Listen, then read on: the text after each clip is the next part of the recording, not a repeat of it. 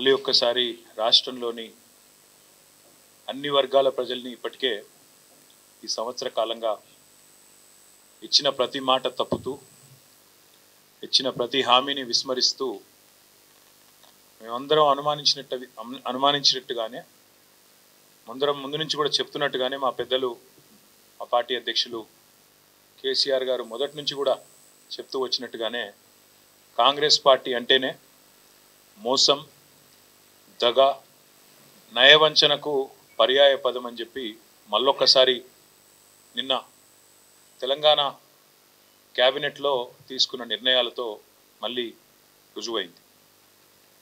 రాజ్యాంగం అమల్లోకి వచ్చిన 75 ఏళ్ల సంబరాల సందర్భంగా దశాబ్దాలుగా కాంగ్రెస్ చేతిలో మోసపోతున్నది రైతన్నలే అనే సందేశాన్ని ఇస్తూ ప్రభుత్వం 15,000 ఇస్తామని చెప్పి 12,000 మాత్రమే పెట్టిన 1,00,000 కండిషన్లు పెట్టి మళ్ళీ ఒకసారి రాజ్యాంగాన్ని అపహాస్యం చేసే విధంగా ఇచ్చిన మాటలకు విలువ లేకుండా జనవరి 26 నాడు రైతు భరోసా పేరిట మోసానికి శ్రీకారం చుడుతున్నది రేవంత్ రెడ్డి ప్రభుత్వం. ఒకసారి మిగతా విషయాలు నేను చెప్పే ముందు మోసం, నయవంచన, దగ లాంటి మాట మేము ఎందుకు వాడాల్సి వస్తున్నది, ఎలాంటి బాధాకరమైన పరిస్థితుల్లో ఈ వ్యాఖ్యానాలు చేయాల్సి వస్తుందో మీకు వివరించే ప్రయత్నం నేను చేస్తాను. ముందుగా ఎన్నికలకు సరిగ్గా నెల రోజుల ముందు నుంచి 6 నెలల ముందు నుంచి రైతు డిక్లరేషన్ పేరిట వరంగల్లో వాళ్ళు మొదలుపెట్టిన రైతు డిక్లరేషన్ నుంచి తదనంతరం ఎన్నికల దాకా వాళ్ళు ఏం మాట్లాడారో దయచేసి ఒక్కసారి వారి మాటల్లోనే మీకు చూపెట్టే ప్రయత్నం చేస్తాను. ముందుగా ముఖ్యమంత్రి రేవంత్ రెడ్డి గారు ఆనాడు ప్రదేశ్ కాంగ్రెస్ కమిటీ అధ్యక్షుడిగా మాట్లాడిన మాటలు మీరు వింటారు. భరోసా పథకం కింద 15,000 కౌలు రైతులు కూడా ఇస్తాను. అది గుర్తింపు ఎట్లా అంటే ఇద్దరికి ఇస్తారా, యజమానికి ప్లస్ కౌలు రైతుకా, కౌలు రైతుకేనా? ఇప్పుడు స్పష్టంగా అందులో భూ యజమానికి మీకు అంటే మీరు ఎందుకు ఇంత క్లియర్ గా ఉన్నా కూడా మీకు అనుమానం వచ్చిందో స్పష్టంగా మళ్ళొక్కసారి చదివి వినిపిస్తాం. మీకు ఇందిరమ్మ రైతు భరోసా పథకం కూడా ఏడాదికి ఎకరాకు 15,000, భూమి లేని ఉపాధి హామీ కూలీలకు ప్రతి ఏడాది 12,000. స్పష్టంగా ఏ మాత్రం శశపిశలు లేకుండా, అనుమానం లేకుండా, పదాలు అటు ఇటు కాకుండా పేర్చి కూర్చి ప్రజలకు స్పష్టంగా చెప్పినాము. భూ యజమానికి వచ్చే 15,000 భూ యజమానికి వస్తాయి. భూ యజమానులు 58 లక్షల మంది ఉన్నారు, చిన్న సన్నకారు రైతులు కలిసి. కౌలు రైతు చట్టం తెచ్చినప్పుడు నమోదు చేయించుకున్నది 15 లక్షల మంది. ఒకవేళ ఇప్పుడు ఎవరైనా కొత్తగా వచ్చినా కూడా మళ్ళీ నమోదు చేసుకోవడానికి అవకాశం ఇచ్చి చట్టబద్ధత కాంగ్రెస్ పార్టీ చేసింది. సో వాళ్ళందరినీ తీసుకొని ఒక 60 లక్షలు రైతులు ఉన్నారు అనుకుంటే, ఒక 15 లక్షల వీళ్ళు ఉన్నారు అనుకుంటే 75 లక్షల మంది అవుతారా, 80 లక్షల మంది అవుతారా, వాళ్ళందరినీ దృష్టిలో పెట్టుకొని ఈ పథకాన్ని మేము ముందుకు తీసుకురావడం జరిగింది. ఎలాంటి అనుమానం లేదు. భూ యజమానికి 15,000 వస్తుంది ఎకరాకు, కౌలు రైతుకు కూడా 15,000 వస్తుంది. కాబట్టి వాళ్లకు వీళ్లకు ఎలాంటి ఏమంటారు కాన్ఫ్లిక్ట్ ఆఫ్ ఇంట్రెస్ట్ ఏం లేదు. సో ఎలాంటి కాన్ఫ్లిక్ట్, పూర్తి స్థాయి అవగాహనతో, సోయితో, స్పృహతో కౌలు రైతులకు ఇస్తాం, భూ యజమానులకు ఇస్తాం, ఇద్దరికి 15,000 రూపాయలు ఇస్తాం. మీకు ఎందుకు కన్ఫ్యూజ్ అవుతారు మీరు, నాకు అర్థమైతలేదంటూ పిసిసి అధ్యక్షుడిగా ఆనాడు రేవంత్ రెడ్డి గారు చెప్పిన మాట. ఆ తర్వాత మా హైకమాండ్ చెప్పింది, నేను చెప్తున్న మాట కాదు ఇది అని సోనియా గాంధీ గారిని ఉటంకిస్తూ వారు చెప్పిన మాట కూడా ఉంది. దయచేసి వినండి. రైతు భరోసా పథకం కింద ప్రతి ఎకరానికి ప్రతి సంవత్సరానికి రైతులకు సహాయం అందించడానికి కౌలు రైతులతో సహా 15,000 రూపాయలు, నువ్వు 10,000 బిచ్చమేస్తే మేము ఆత్మగౌరవం నిలబెట్టడానికి 15,000 రూపాయలు ఇస్తున్నాం. ఇదే కాదు, మీరు బిచ్చమేస్తే మేము 15,000 రూపాయలు ఆత్మగౌరవాన్ని పెంచడానికి ఇస్తున్నామంటూ వారు చెప్పిన మాట. ఇదంతా మీరు చూసే ఉంటారు, మళ్ళొకసారి గుర్తు చేయడానికి మాత్రం. అది కూడా సోనియమ్మ చెప్పిన మాట అంటూ, ఇందిరమ్మ రాజ్యంలో సోనియమ్మ మాట నిలబెడతామంటూ సోనియా గాంధీ గారిని ఉటంకిస్తూ ముఖ్యమంత్రి రేవంత్ రెడ్డి చెప్పిన మాట. సరే, ఇక్కడ ఈ స్థాయి నాయకులు చెప్తే నమ్ముతలేరేమో అని చెప్పి వరంగల్లో రైతు డిక్లరేషన్ అనే ఒక భారీ బహిరంగ సభ పెట్టి వేలాదిగా రైతులను అక్కడ తీసుకొచ్చి రాష్ట్ర వ్యాప్తంగా అక్కడ కూడా ఢిల్లీ నుంచి వచ్చిన రాహుల్ గాంధీ గారితో కూడా ఇదే మాట చెప్పించారు. దయచేసి పార్టీ రైతులకిచ్చే ఒక గ్యారంటీ రేవంత్ రెడ్డి గారు కూడా మొత్తం చదివిన డిక్లరేషన్ నేను కూడా చదువుతున్నా అని చెప్పి 15,000 రూపాయలు ఖచ్చితంగా ఇస్తామని చెప్పి రాహుల్ గాంధీ గారు వరంగల్లో వేలాది మంది రైతుల సమక్షంలో తెలంగాణ రైతులకు ఇచ్చిన మాట.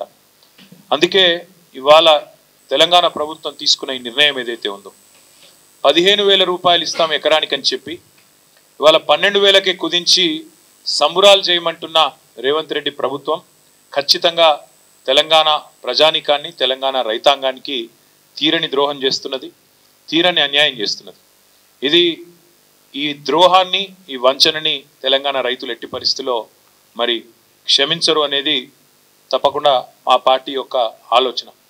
అందుకే నమ్మి ఓటేసిన పాపానికి డిక్లరేషన్ల పేరిట మీరు ఇచ్చిన వాగ్దానాలు గ్యారంటీల పేరిట మీరు చెప్పిన మాటలు పచ్చి మోసం అని చెప్పి ఇవాళ తెలంగాణ రైతన్నలందరికీ అర్థమైంది. కాంగ్రెస్ పార్టీని ఖచ్చితంగా భవిష్యత్తులో పాతరేస్తారని చెప్పి మేమైతే బలంగా అనుకుంటా ఉన్నాం. నిజంగా చెప్పాలంటే మోసం అనే పదం కాంగ్రెస్ పార్టీకి సంబంధించినంత వరకు చాలా చిన్న పదం. దగా, నయవంచన ఈ పదాలు కూడా నిజంగా చెప్పాలంటే సరిపోదు. డిక్షనరీలో కొత్త పదాలు ఎతకాలి వీళ్ళు చేసిన ఈ ద్రోహానికి. అందుకే ఇది ఒక చీకటి అధ్యాయంగా మిగిలిపోతుంది. కపట నాటకాలకు నోరు తెరిస్తే పచ్చి అబద్ధాలకి, ఇంకొక మాటలో చెప్పాలంటే అబద్ధానికి అంగీలాగు దొడిగితే ఇగో ఈ కాంగ్రెస్ పార్టీ నాయకత్వంలాగా ఉంటుందని చెప్పి వాళ్ళ రాష్ట్ర రైతాంగాన్ని మొత్తానికి కూడా అర్థమైంది. కేసీఆర్ గారి పరిపాలనలో 10 ఏళ్లలో ఆనాడు రుణమాఫీకి అదేవిధంగా రైతు బంధు పథకానికి రెండింటికి మాత్రమే నేను చెప్పేది, మిగతాయి చెప్పని కూడా చెప్పట్లేదు. డైరెక్ట్గా రైతుల ఖాతాల్లో పడ్డ పైసల గురించి మాత్రమే చెప్తున్నాను నేను. రైతు బంధు రూపంలో 73,000 కోట్లు, 27,500 కోట్ల రూపాయలు మీకు రుణమాఫీ రూపంలో, ఈ 2 పథకాలు మాత్రమే 1,00,000 కోట్ల రూపాయలు ఇవాళ రైతుల ఖాతాల్లో వేసిన ఘనత కేసీఆర్ ప్రభుత్వం. ఇవాళ ఎన్నికల్లో మాట ఇవ్వకపోయినా, ఎన్నికల్లో ఓట్ల కోసం మీలాగా డిక్లరేషన్ల పేరిట మోసం చేయకపోయినా రైతు బంధు లాంటి పథకాన్ని భారతదేశంలో పెట్టిన మొట్టమొదటిసారి పెట్టిన నాయకుడు స్వతంత్ర భారతదేశంలో కేసీఆర్ గారు. అందుకే కేసీఆర్ గారు రైతు బంధుగానే ఉంటారు, రేవంత్ రెడ్డి రాబందుగానే మిగిలిపోతాడు, రైతుల పాలిట రాబందుగానే మిగిలిపోతాడనే మాట నేను ఖచ్చితంగా చెప్తా ఉన్నాను. రేవంత్ రెడ్డి గారే చెప్పినారు, ఇంకా చెప్పాలంటే చాలా వీడియోలు ఉన్నాయని చెప్పిన మాటలు.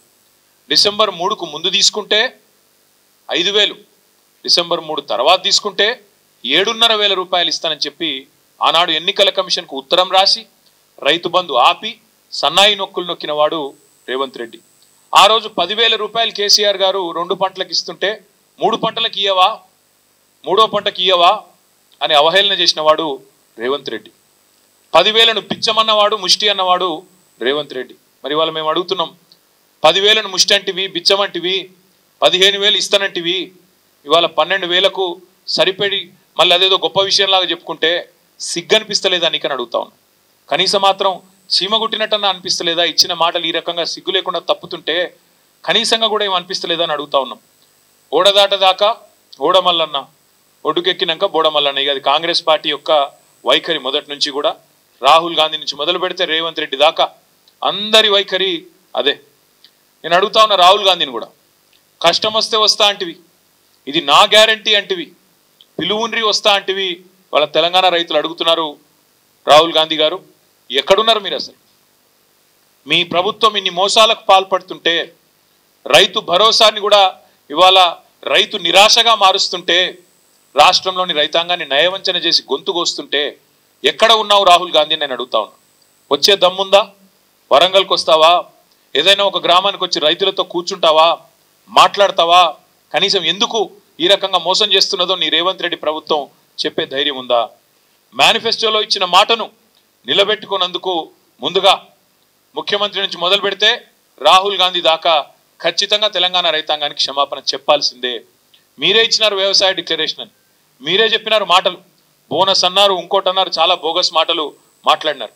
కానీ వీటన్నిటికంటే దరిద్రం, వీటన్నిటికంటే నికృష్టమైన మాట నిన్న రేవంత్ రెడ్డి గారు మాట్లాడినారు.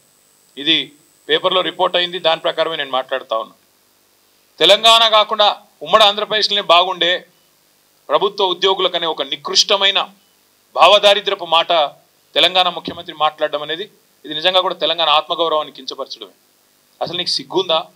ఉద్యమంలో ఎన్నడూ రాలేదు కనీసం కలిసి, ఇవాళ సిగ్గు లేకుండా ఆ ముఖ్యమంత్రి పదవిలో కూర్చొని కూడా ఈ భావదారిద్రపు మాట మాట్లాడడానికి ఒక తెలంగాణ బిడ్డవు కదా, కనీసం రేషమని ఉండాలి కదా. ఎక్కడున్న తెలంగాణ ఎక్కడ పోయిందండి? 10 ఏళ్లలో భారతదేశానికే ఆదర్శంగా నిలబడ్డ తెలంగాణను పట్టుకొని ఉమ్మడి ఆంధ్రప్రదేశ్లోనే బాగుండే పరిస్థితులను మాట్లాడడానికి నీకు మనసెట్లు వచ్చింది? నీ రాష్ట్రాన్ని నువ్వే కించపరచడానికి నువ్వు ముఖ్యమంత్రి అనే ఇంగితం కూడా నీకు లేదా? ఆ మాత్రం సోయి కూడా లేదా అని బాధతో అడుగుతాను. ఒక ముఖ్యమంత్రి పదవిలో కూర్చున్నావు, అదృష్టవంతుడివి నువ్వు. ఎంత గొప్పగా మాట్లాడాలి నువ్వు నీ రాష్ట్రం గురించి, నీ ప్రభుత్వం గురించి కూడా గొప్పగా చెప్పుకోవద్దట్లేదు మేము. కానీ రాష్ట్రాన్ని చిన్నగా చేసి చూపెట్టడం అనే దౌర్భాగ్యం అనేది అయితే ఉందో నిజంగా కూడా బాధాకరం. ఇంకా దారుణం ఏంటంటే రాష్ట్రాన్ని చిన్నగా చేస్తాడు. ప్రభుత్వ ఉద్యోగుల పరిస్థితి అట తెలంగాణలో బాగా లేకుండానట, ఉమ్మడి ఆంధ్రప్రదేశ్లో బాగుండేనట. ఎందుకు 73% జీతం పెంచినందుకు బాగా లేకుండేనా? లేకపోతే భారతదేశంలోనే హైయెస్ట్ పే స్కేల్ కేంద్ర ప్రభుత్వ ఉద్యోగుల కంటే కూడా అత్యధికంగా జీతాలు ఇచ్చినందుకు బాగా లేకుండేనా? అత్యధికంగా పెన్షన్లు ఇచ్చినందుకు బాగా లేకుండేనా? లేదా ఇదే ప్రభుత్వ ఉద్యోగులు మన రాష్ట్రాన్ని అగ్రభాగాన భారతదేశంలో నిలబెట్టినందుకు బాగా లేకుండేనా? ప్రపంచంలోనే అతిపెద్ద లిఫ్ట్ ఇరిగేషన్ ప్రాజెక్టు కట్టింది ఇదే ప్రభుత్వ ఉద్యోగులు కాదా? ఇదే ప్రభుత్వంలోని ఇరిగేషన్ డిపార్ట్మెంట్ కాదా? రాష్ట్రాన్ని భారతదేశంలోనే తలసరి ఆదాయంలో నిలబెట్టింది అగ్రభాగాన ఇదే ప్రభుత్వ ఉద్యోగులు, ఇదే ప్రజలు కాదా? రాష్ట్రాన్ని వ్యవసాయంలో ఇబ్బడి ముబ్బడిగా ఉత్పత్తులు వచ్చినాయంటే ఒకవైపు వ్యవసాయ శాఖ అధికారులు, తెలంగాణ రైతులు అందరూ కలిసి కష్టపడితేనే కదా ఫలితాలు వచ్చినాయి. మరి అట్లాంటిది తెలంగాణలో ప్రభుత్వ ఉద్యోగుల పరిస్థితి బాగాలేదు, ఉమ్మడి ఆంధ్రప్రదేశ్లోనే బాగుండే అనే నికృష్టపు మాట ముఖ్యమంత్రి నోట రావచ్చునా?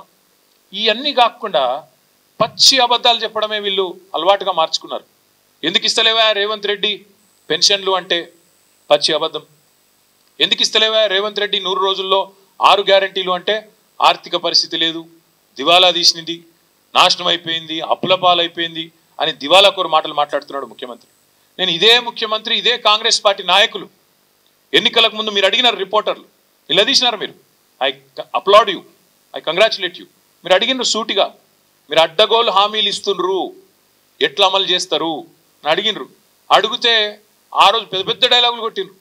మాకు అంతరికే, మేము 100 సంవత్సరాల పార్టీ, మాకు తెలియదా, మీరు మాకు చెప్పేటోళ్ళ, మేము పెద్ద పోటుగాళ్ళం అని బిల్డప్ ఇచ్చిందే వీళ్ళు. ఒక్కసారి వినండి మేము చెప్పిన మాటలు. మేము కాదు, వాళ్ళు చెప్పిన మాటలు. ఆ రోజు రేవంత్ రెడ్డి గారు పిసిసి ప్రెసిడెంట్ రాష్ట్ర ఆర్థిక పరిస్థితి గురించి మాట్లాడిన మాటలు వినండి. ఎవరన్నా మాట అంటున్న కర్ణాటక రాష్ట్రానికంటే తెలంగాణ రాష్ట్రం ఆదాయం తక్కువ అని, అది తప్పుడు ప్రచారం. అక్కడ ఉన్నాయి 224 అసెంబ్లీలు, అక్కడ ఉన్న జనాభా ఎంత, రాష్ట్రం బడ్జెట్ ఎంత, ఇక్కడ ఉన్న జనాభా ఎంత, ఈ రాష్ట్రం బడ్జెట్ ఎంత. దేశంలోనే అత్యధిక ఆదాయం ఉన్న రాష్ట్రం తెలంగాణ రాష్ట్రం. దేశంలోనేమో ప్రతిపక్షాలు ఉన్నప్పుడు, ఇప్పుడేమో వేరే మాట మాట్లాడి అది కూడా చూపెడతా. బట్టి విక్రమార్క గారు ఇవాళ deputy chief minister and also గురి కాకుండా చేయొచ్చు, కడుపు కట్టుకుంటే అయిపోతుంది, మాకు తెలివి ఉంది, అసలు ఇంకా కొత్త అప్పులు అవసరం లేదు చెప్పిన సుద్దులు డిప్యూటీ సీఎం గారు అన్నాడు. చాలా గొప్పగా చెప్పిన సుద్దులన్నీ కూడా మీ కళ్ళ ముందు ఉన్నాయి. ఆ రోజు ఇంకొక అబద్ధం కూడా ఇవాళ చెప్తున్నది అబద్ధం అనడానికి. ఆ రోజు 5 లక్షల కోట్లు అని చెప్పిండు. ఆయన మొదలు 10 సంవత్సరాల పాటు అసెంబ్లీలో ఉన్నాడు, ప్రతి బడ్జెట్ స్పీచ్లు విన్నాడు, ప్రతిసారి బడ్జెట్ చర్చలో అప్రాప్రియేషన్ చర్చలో పాల్గొన్న బట్టి గారు ఆ రోజు 5 లక్షల కోట్లు అన్నాడు. ఇప్పుడు రేవంత్ రెడ్డి గారితో సహవాసం చేసి డిప్యూటీ సీఎం అయినాక ఆ అప్పు సడన్గా 7 లక్షల కోట్లు అయింది, 8 లక్షల కోట్లు అయింది అని చెప్పి అడ్డగోలుగా మాట్లాడుతున్నాడు. ఇక ఇంకొక ఆయన ఉన్నాడు మహానుభావుడు కోమటిరెడ్డి వెంకటరెడ్డి గారు. ఇక ఆయన చాలా గొప్పగా చెప్పిండు. ఎట్లా చేస్తారా మీరంటే ఆయన చెప్పింది అది కూడా వినండి. రైతు బంధు బంద్ చేయాలి, వీసీ బంధు బంద్ చేయాలి, 100 రోజుల లోపలనే ఇల్లు లేని వాళ్ళకి ఇల్లు ఇస్తాం, ప్లాట్ కూడా లేకపోతే ప్లాట్ ఇస్తాం, మీదికి 5 లక్షలు ఇస్తాం, 100 రోజుల లోపలనే ఇస్తాం. అని వీళ్ళు మాట్లాడిన మాటలు, వీళ్ళు చెప్పిన హామీలు బాధ ఎక్కడ అనిపిస్తుంది అంటే, సరే ఓట్ల కోసం ఇష్టం వచ్చినట్టు నోరు ఎట్లా ఉంటే అట్లా నారికి ఎంత వస్తే నోటికి ఎంత వస్తే అంతా మాట్లాడినారు. కానీ ఇవాళ బాధ్యతాయుతమైన పదవుల్లో కూర్చొని మంత్రులుగా, ఉప ముఖ్యమంత్రిగా, చీఫ్ మినిస్టర్గా ఇవాళ మాట్లాడుతూ ఆర్థిక పరిస్థితి బాగాలేదు అని చెప్పడానికి సిగ్గనిపిస్తలేదా?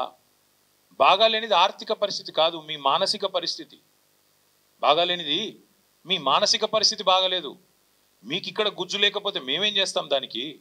మీకు తెలివి లేదు, రాష్ట్రాన్ని నడిపే తెలివి లేదు, పరిపాలన చేత కాదు, కాబట్టి నోటికొచ్చిన వ్యాఖ్యానాలు చేస్తూ ఉన్నారు.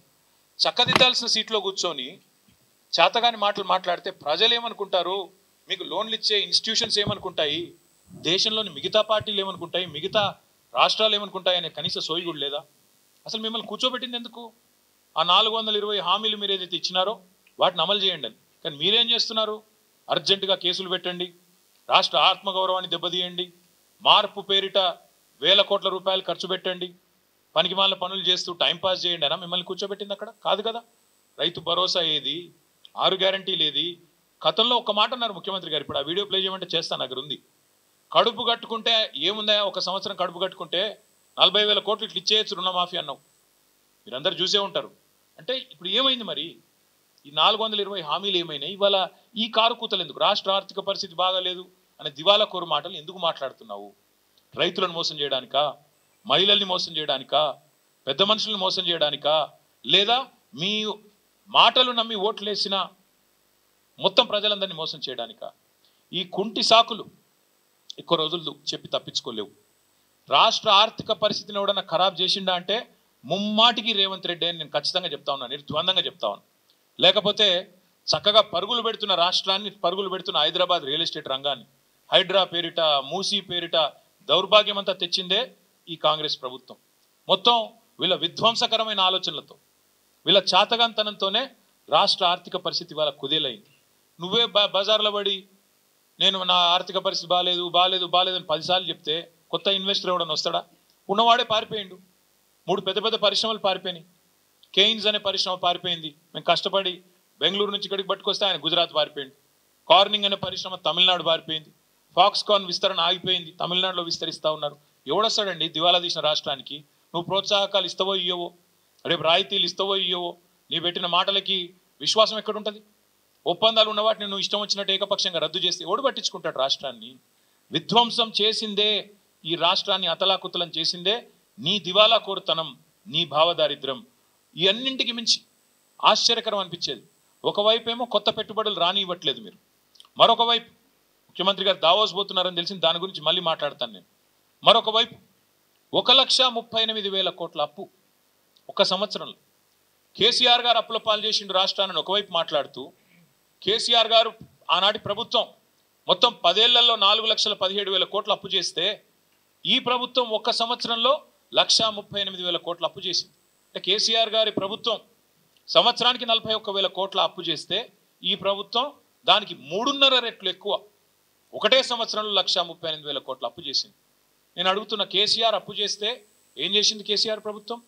1,00,000 కోట్లు రైతు బంధు రూపంలో, రైతు రుణమాఫీ రూపంలో డైరెక్ట్గా రైతుల ఖాతాల్లో వేసింది. 1 రూపాయి వేసినవా నువ్వు వచ్చినాక రైతు భరోసా ఈ రోజు వరకు వేయలేదు. కేసీఆర్ ప్రభుత్వం జిల్లాకు ఒక మెడికల్ కాలేజ్ కట్టించింది 33 జిల్లాల్లో. కేసీఆర్ ప్రభుత్వం అస్తవ్యస్తంగా ఉన్న రాష్ట్ర ఆర్థిక పరిస్థితిని చక్కదిద్ది అగ్రభాగాన భారతదేశంలో నిలబెట్టింది తలసరి ఆదాయంలో తెలంగాణ రాష్ట్రాన్ని. కేసీఆర్ ప్రభుత్వం అప్పు చేస్తే ఇంటింటికి తాగునీరు ఇచ్చింది. కేసీఆర్ ప్రభుత్వం అప్పు చేస్తే ప్రపంచంలోనే అతిపెద్దదైన లిఫ్ట్ ఇరిగేషన్ ప్రాజెక్టు కట్టింది. కేసీఆర్ ప్రభుత్వం అప్పు చేస్తే కొత్త మెడికల్ కాలేజీలు కట్టింది, కొత్త హాస్పిటల్ హైదరాబాద్ చుట్టూతా కట్టింది. హైదరాబాద్ నిండా ఇవాళ ఫ్లైఓవర్లు కనబడతా ఉన్నాయి, అండర్ పాస్లు కనబడతా ఉన్నాయి. కేసీఆర్ చేసిన అప్పుకు ఇవాళ ప్రత్యక్షంగా ఫలితాలు కనబడుతున్నాయి. నేను అడుగుతున్న రేవంత్ రెడ్డి, 1,38,000 కోట్ల అప్పు ఒక్క సంవత్సరంలో చేస్తేవే, రైతు బంద్ చేసినవా? వేయలే. రైతు భరోసా ఇచ్చినవా? ఇయ్యలే. ఒక కొత్త ఇటుక పెట్టినవా? ఒక కొత్త ప్రాజెక్టులా? చేయలే. మరి ఎక్కడ పోయినాయి ఈ పైసలన్నీ? ఢిల్లీకి మూటలుగా పంపుతున్నావా? ఎక్కడ పోతున్నాయి ఈ పైసలు? 1,38,000 కోట్లు ఎక్కడ పోయినాయి? రైతులు ఎదురు చూస్తున్నారు 70 లక్షల మంది, మా ఖాతాల్లో రైతు భరోసా ఎప్పుడు పడుతుందని. దానికి సమాధానం లేదు. మరి ఎవరి జేబులు నింపుతున్నావు 1,00,000 కోట్లతో? రాహుల్ గాంధీయా, ఢిల్లీ పెద్దలయ్యా? చెప్పాలి మీరు ఖచ్చితంగా. ఇంకొక మాట ఈ దివాలా కోరు ముఖ్యమంత్రికి నేను చెప్తా ఉన్నా, రాష్ట్రం దివాలా తీయలేదు, దివాలా తీసింది నీ బుర్రా. These are reports of RBI.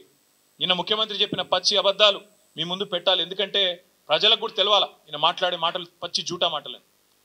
I'm quoting from RBI report on state finances and this is audited report of government of Telangana, published by government of Telangana. నేనేదో ఆల్తు ఫాల్తు మాటలు, నా ఇష్టం వచ్చిన లెక్కలు, నా సొంత కవిత్వాలు చెప్పట్లేదు. Government of Telangana and RBI report నుంచే మాట్లాడుతున్నాను. కావాలంటే ఆ కాపీ కూడా మీ అందరికి నేను అందజేస్తాను. ముఖ్యమంత్రి గారు మాట్లాడే మాటలు ఎంత దివాలా కోరు మాటలు చెప్పడానికి చెప్తా ఉన్నాను, బాధ అనిపించి చెప్తా ఉన్నాను. రైతు భరోసా ఎందుకు ఇస్తలేవయా రేవంత్ రెడ్డి? 15,000 అంటే ఏం చేస్తాం? పైసలు లేవు. రుణమాఫీ ఎందుకు చేస్తలేవయా? పైసలు లేవు. ముసలోళ్ళకి పెన్షన్లు ఎందుకు ఇస్తలేవు? పైసలు లేవు. ఏమనంటే రాష్ట్రానికి కేసీఆర్ అప్లపాలు చేసిపోయింది. కేసీఆర్ అప్లపాలు చేయలేదు. దాని తార్కాణం నేను ఇప్పుడే మీకు చెప్తాను. మేము రాష్ట్రంలో అధికారంలోకి వచ్చినాడు 2014లో ఈ రాష్ట్రం యొక్క పరిస్థితి మాకు కాంగ్రెస్ ప్రభుత్వం అప్పచెప్పినాడు రెవెన్యూ సర్ప్లస్తో, రెవెన్యూ మిగులుతో మాకు అప్పచెప్పింది కాంగ్రెస్ ప్రభుత్వం. 369 కోట్ల రెవెన్యూ మిగులుతో మాకు అప్పచెప్పారు 2014లో 369 crores. మేము దిగిపోయే నాడు 2022-23 నాడు బడ్జెట్ ప్రకారం 5,943 కోట్ల రెవెన్యూ మిగులుతో మేము తిరిగి వాళ్ళకి అప్పచెప్పినాం. 369తో మీరు మాకు అప్పచెప్తే రాష్ట్ర ఆదాయం పెంచినాం, మిగులు పెంచినాం. మీకు అప్పచెప్పినాడు 5,943 కోట్లతో 2022-23 బడ్జెట్ ప్రకారం రెవెన్యూ సర్ప్లస్తో మీకు అప్పచెప్పినాం. ఏంది రెవెన్యూ సర్ప్లస్ అంటే? అసలు రెవెన్యూ సర్ప్లస్ అంటే ఏంది అంటే ప్రతి రాష్ట్రానికి రెవెన్యూ రాబడి ఉంటుంది, రెవెన్యూ ఖర్చు ఉంటుంది, రెవెన్యూ రెసీట్స్ ఉంటాయి, రెవెన్యూ ఎక్స్పెండిచర్ ఉంటుంది. రెవెన్యూ రెసీట్స్ ఏంటి అంటే మీకు వచ్చే రాబడి ఎక్కడెక్కడి నుంచి వస్తుంది. ఎక్కడి నుంచి వస్తుంది అంటే ఒకటి సెంట్రల్ ట్యాక్సెస్లో మన షేర్ మనకు ఉంటుంది, state share in central taxes అంటే జిఎస్టీ కావచ్చు, ఇంకోటి కావచ్చు. అట్లాగే స్టేట్ ఓన్ ట్యాక్స్ రెవెన్యూ ఉంటుంది. దాంతోపాటు నాన్ ట్యాక్స్ రెవెన్యూ కూడా ఉంటుంది. నాన్ ట్యాక్స్ రెవెన్యూ అంటే ఇప్పుడు మీకు శాండ్ మీద ఇతరత్ర మైనింగ్లో వచ్చే ఆదాయం నాన్ ట్యాక్స్. అట్లాగే గ్రాంటిన్ ఎయిడ్స్ కేంద్ర ప్రభుత్వం నుంచి కానీ ఇతరత్ర కానీ గ్రాంట్స్ ఉంటాయి కొన్ని, అవన్నీ కలిపితే రెవెన్యూ రాబడి, రెవెన్యూ రిసీట్. రెవెన్యూ ఎక్స్పెండిచర్ కూడా ఉంటుంది ప్రతి రాష్ట్రానికి. రెవెన్యూ ఎక్స్పెండిచర్ ఏంటిది? రెవెన్యూ ఎక్స్పెండిచర్లు ఏముంటాయంటే జీతభత్యాలు, రాష్ట్ర ఉద్యోగులకు ఇచ్చే జీతము భత్యము డిఏ ఎట్సెట్రా, పెన్షనర్స్కి ఇచ్చే పెన్షన్లు, అప్పులకు కట్టే మిత్తి, దాంతోపాటు మనం ఇచ్చే సబ్సిడీలు, రైతులకు ఇచ్చే ఉచిత విద్యుత్ కావచ్చు, ఇంకోటి కావచ్చు ఇచ్చే సబ్సిడీలు, ఇవన్నీ కూడా రెవెన్యూ ఖర్చు. సో రెవెన్యూ రెసీట్స్ ఉంటాయి, రెవెన్యూ ఎక్స్పెండిచర్ ఉంటుంది. Revenue receipt minus revenue expenditure is what is surplus. అంటే అన్ని ఖర్చులు పోను, జీతాలు ఇవ్వంగా, పెన్షన్లు ఇయ్యంగా, మిత్తి గట్టంగా, అప్పులు గట్టంగా, సబ్సిడీలు ఇయ్యంగా మిగిలి ఉన్నది రెవెన్యూ సర్ప్లస్. తెలంగాణ మీరు మాకు అప్పచెప్పినాడు 369 రెవెన్యూ సర్ప్లస్. మళ్ళీ మేము మీకు అప్పచెప్పినాడు 5,943 కోట్ల సర్ప్లస్. మొన్న మీ బట్టి విక్రమార్క పెట్టిన బడ్జెట్లో రెవెన్యూ సర్ప్లస్ ఎంత ఉందని చెప్పినావు నువ్వు? 23-24 బడ్జెట్లో 1,704,89 రూపాయల రెవెన్యూ సర్ప్లస్ ఉందని చెప్పినావు. మళ్ళీ దాన్ని రివైజ్ చేసినావు. 2024-25 బడ్జెట్ ఎస్టిమేట్ ప్రకారం 297 crore సర్ప్లస్ అని చెప్పినావు. సరే పర్వాలేదు. ఎనీవే మళ్ళీ నువ్వేం చెప్తున్నావు? ఫైనల్గా సర్ప్లస్ రాష్ట్రం రెవెన్యూ మిగులు అని చెప్తున్నావు. మేము ఇవాళ ముఖ్యమంత్రిని అడుగుతున్నాం, నీకు సిగ్గు లజ్జ ఏమైనా ఉందా? ఇట్లా పచ్చి అబద్ధాలు చెప్పొచ్చా? నాకు నెలకు 4,000 మైనస్ ఉందని అబద్ధాలు చెప్పొచ్చా? అది కూడా చెప్తాను నేను మీకు. రెవెన్యూ సర్ప్లస్ అని నీ ప్రభుత్వమే చెప్తుంది, ఇంకో దిక్కేమో నెలకు 4,000 ఘాటా ఉందని చెప్తావా? ఇట్లా అబద్ధాలు చెప్పొచ్చా ముఖ్యమంత్రి అంటాడు? అది సాటుగా అరలో కూర్చొని అదేందో మళ్ళీ మైకులో చెప్పేందుకు అది సిగ్గైనట్టు. నేను అందుకే చెప్తున్నాను, ఇది ముఖ్యమంత్రి గారికి చదువుకో కొద్దిగా, అప్పుడప్పుడు మీ డిపార్ట్మెంట్లు మీ ప్రభుత్వం ప్రచురించే పుస్తకాలు అప్పుడప్పుడు చదువు. మీ డిపార్ట్మెంట్ చెప్పిన లెక్కల ప్రకారమే ఫైనాన్స్ డిపార్ట్మెంట్ ఆర్బీఐ చెప్పిన లెక్కల ప్రకారం రాష్ట్రానికి రెవెన్యూ రిసీట్ 2024-25 గాను 2,21,242 కోట్లు. అంటే దీన్ని కనుక మీరు 12తో విభజిస్తే, 12 నెలలకు కానీ విభజిస్తే ప్రతి నెల మనకు 18,436 కోట్ల 94 లక్షలు. 18,436 కోట్ల 94 లక్షలు ప్రభుత్వానికి రెవెన్యూ రిసీట్ రూపంలో, ఇప్పుడు నేను చెప్పినట్టు రకరకాల రూపంలో, ట్యాక్స్ల రూపంలో, ఇంకో రూపంలో వచ్చేది. దాంతోపాటు క్యాపిటల్ రిసీట్స్ ఉంటాయి. క్యాపిటల్ రిసీట్స్ అంటే ఏంటి? మనకు ఆల్రెడీ అప్రూవ్ అయిన ఓపెన్ మార్కెట్ లోన్లు ఉంటాయి, ఫ్లోటింగ్ డెట్ ఉంటుంది, దాంతోపాటు కొన్ని డిపాజిట్లు ఉంటాయి. ప్రతి డిపార్ట్మెంట్కి డిపాజిట్స్ ఉంటాయి, ఫిక్స్డ్ డిపాజిట్లు ఎట్సెట్రా. వాటి మీద కొంత కంటింజెన్సీ ఫండ్ ఎట్సెట్రా ఉంటాయి. అది ఒక 69,572 కోట్లు అకార్డింగ్ టు దేర్ రిపోర్ట్. ఇది మళ్ళీ లెక్క తీస్తే 12తోని 5,797 కోట్లు. రెండు కలిపితే నీకు నెల వచ్చే ఆదాయం 18,436 కోట్లు ప్లస్ నీ క్యాపిటల్ రిసీట్ నెలకు ఉండేది 5,797 కోట్లు. మొత్తం రెండు కలిపితే నెలకు రేవంత్ రెడ్డి ప్రభుత్వానికి ఇవాళ అందుబాటులో ఉన్నది 24,234 కోట్లు. అంటే నువ్వు చెప్పినట్టు నెల ఖర్చు పెట్టంగా ఇంకా మిగిలేది ఎంత తెలుసా? నెలకు దగ్గర 1,734 కోట్ల మిగులు ఉంది నెలకు, ఇతర కార్యక్రమాలు చేయడానికి, డెవలప్మెంట్ వర్క్స్ కానీ ఇంకోటి కానీ చేయడానికి. ముఖ్యమంత్రిని అడుగుతా ఉన్నా, ఇంత అబద్ధాలు చెప్పొచ్చా? 4,000 ఘాటా ఉందని చెప్పొచ్చా? క్లియర్గా నీకు రెసీట్స్ కనబడుతున్నాయి ఇదే రిపోర్ట్లో, నీకు క్లియర్గా నీ మంత్లీ రెవెన్యూ కనబడుతున్నది. రెండు కలిపితే నీకు నెలకు ఇంకొక 1,734 కోట్లు ఖర్చు పెట్టుకునే వెసులుబాటు కనబడుతున్నది. అయినా అబద్ధాలు చెప్తావు. ఇంకొక దారుణమైన మాట చెప్పినాడు, జీతాలకి. ఇది నేను ఊరికనే చెప్పట్లేదు, ఇది కూడా రేవంత్ రెడ్డి గారు చెప్పిన మాట. జీతాలకి నెలకు 6,500 కోట్లు అవుతుందని రేవంత్ రెడ్డి గారు చెప్పారు. ఏమని? 18,500 కోట్లు payment of salaries of employees అని చెప్పాడు. కానీ ఎంత పచ్చి అబద్ధ మాట అంటే అది. ఎందుకంటే మళ్ళీ పీఆర్సీ ఇవ్వకుండా తప్పించుకుంటుంది ఇదంతా. పీఆర్సీ ఇవ్వద్దు, డిఏలు ఎగ్గొట్టాలి, ఏదో ఒకటి చెప్పి మొత్తానికి ఆగమాగం చేయాలి. అది కూడా ఎంత జూట మాట అంటే, మా దగ్గర ఇదే రిపోర్ట్ ప్రకారం లెక్కలు ఉన్నాయి. ఇవాళ ఆర్బీఐ లెక్కల ప్రకారం జీతాలకు మొత్తం సంవత్సరానికి 40,000 కోట్లు, పెన్షన్లకు 11,641 కోట్లు, జీతాలకు 40,782 కోట్లు. రెండు కలిపితే కూడా మీకు 52,424 కోట్లు. అంటే డివైడెడ్ బై 12 వేసుకోండి, నెలకి ఎంత పోతుంది? 4,360 కోట్లు. మరి రేవంత్ రెడ్డి గారు 6,500 కోట్లు అని చెప్పి బడాయించి చెడాయించి నోటికి వచ్చిన లెక్క చెప్తాడు. 4,300 కోట్లు ఎక్కడా, 6,500 కోట్లు ఎక్కడ? ఒక ముఖ్యమంత్రికి ఇన్ని పచ్చి అబద్ధాలు చెప్పొచ్చా? I stand for any scrutiny. ఇది నేను చెప్పేది ఖచ్చితంగా స్టేట్ ఫైనాన్స్ రిపోర్ట్ నుంచి వాళ్ళు ఆడిట్ చేసిన రిపోర్ట్, ఇది నాది కాదు. ఆర్బీఐ వాళ్ళు ఇచ్చిన రిపోర్టు, తెలంగాణ గవర్నమెంట్ ఆడిట్ చేసిన రిపోర్ట్. ఇంత కరెక్ట్గా ఇంత క్లియర్గా ఉంటే ఇన్ని పచ్చి అబద్ధాలు చెప్పి తప్పించుకుంటారని ముఖ్యమంత్రి ఎట్లా అనుకుంటున్నా మాకు అర్థమవుతలేదు. అందుకే నేను రేవంత్ రెడ్డిని డిమాండ్ చేస్తా ఉన్నా, రాబడి ఇట్లుంది, ఖర్చు అట్లుంది, నీ దగ్గర మిగులు ఉంది, మరి ఎందుకు ఇయ్యవు రైతు భరోసా? ఎందుకు ఇయ్యవు 15,000? వానాకాలం నువ్వేదైతే 7,600 కోట్లు ఎగ్గొట్టినవో దాని మీదికెళ్ళి నువ్వు ఇవ్వాల్సిన ఇంకొక 2,500 ఎకరానికి కలిపి మొత్తం నువ్వు ఒక్కొక్క ఎకరానికి బాకీ ఉన్నావు రేవంత్ రెడ్డి. మొత్తం రైతులకు, రాష్ట్ర రైతాంగానికి 26,000 కోట్లు బాకీ ఉన్నావు. ఒక ఎకరం ఉన్న రైతుకు నువ్వు బాకీ పడ్డది 17,500 రూపాయలు. నిన్ను వదిలిపెట్టం. నువ్వు ఆ బాకీ చెల్లించేదాకా, ఒక్కొక్క ఎకరానికి 17,500 ఇచ్చేదాకా ఈ సంవత్సరానికి నేను వదిలిపెట్టం. ఎట్టి పరిస్థితుల్లో నేను తప్పించుకొని ఇయ్యం. అందుకే రేపు రాష్ట్ర వ్యాప్తంగా మా సోదరులకు, రైతు సోదరులకు, మా బీఆర్ఎస్ పార్టీ నాయకులకు, కార్యకర్తలకు మేము పిలుపునిస్తా ఉన్నాం. ఈ ప్రభుత్వం అబద్ధాలు చెప్పి అప్పుల పాలైన రాష్ట్రం అని దివాలాకోరు మాటలు చెప్పి తప్పించుకునే ప్రయత్నం చేస్తున్నది. ఈ లెక్కలు నేను మీకు పంపిస్తాను, ఊరూరికి పంపిస్తాం, తెలుగులో ఇంగ్లీష్లో ఎండగడదాం, అవసరమైతే ఊరూరికి ఫ్లెక్సీలు పెడదాం, ఏం జరుగుతున్నది ఈ రాష్ట్రంలో వివరంగా చెబుదాం. అందుకే ఈ రాష్ట్రంలోని రైతాంగానికి మేము చేసే విజ్ఞప్తి, వాళ్ళు ఏ మాట అయితే చెప్పారో రైతు డిక్లరేషన్లో, గ్యారంటీల రూపంలో 6 గ్యారంటీల రూపంలో 100 రోజులు అని చెప్పినారో అమలయ్యేదాకా ఎంబడబడదాం.